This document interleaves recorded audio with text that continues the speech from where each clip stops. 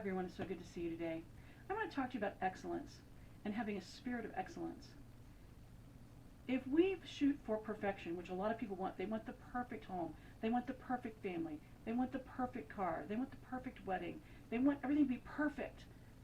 Well, I got to tell you, first of all, nothing is ever perfect. All right, it's not even attainable.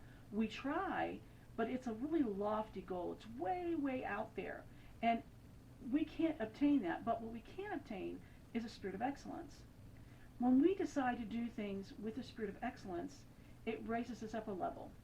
And as we work on that, as we hone that skill, that ability, it continues to rise up, and we rise up with it. Who do we see in the field of excellence all the time? We see astronauts, we see surgeons, we see athletes, we see musicians. These are people who have dedicated their time. They have dedicated the resources. They choose to hone that in order to go up another notch. Now, not everybody's going to be writing the bestseller. They're just not. Not that they're not capable, but if they don't hone that skill, if they don't work at it, it's going to be mediocre. And it's not going to do what you want to do out in the field of writing. It's the same with anything else.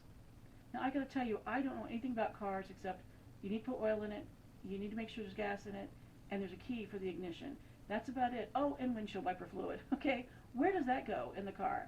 And make sure that that's always filled. Well, I can do that, but if you ask me to come over and work on your car, I'm going to suggest to you to go to someone like a mechanic who can actually repair your car. It's not going to be me.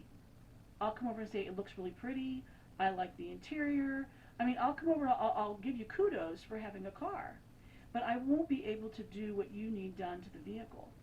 And whenever we are looking at excellence, yes, it's going to cost us more. Time, money, resources, it's going to cost us something. But we, as human beings, cheer on excellence. When people go to the Olympics, they are the best of the best of the best, and we're cheering them on, go, go, go, go, go, right?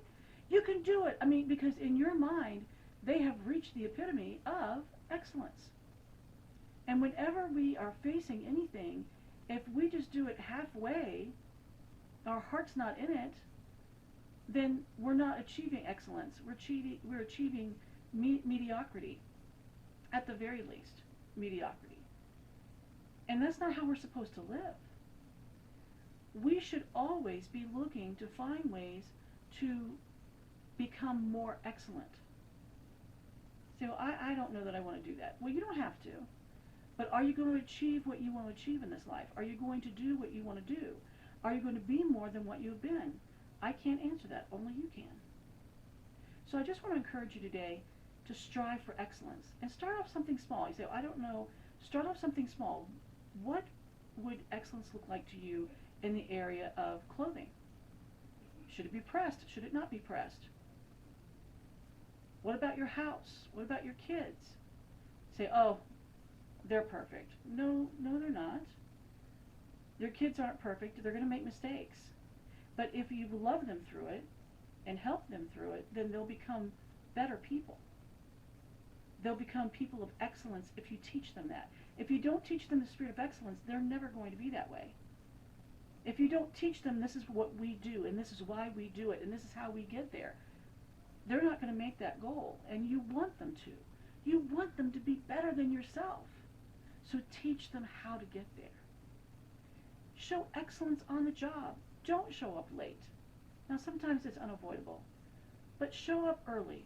Stay if you can, but don't do it for your boss. Do it for you to show that you have a spirit of excellence, that you put in the time and the energy to prove that you are worth the investment.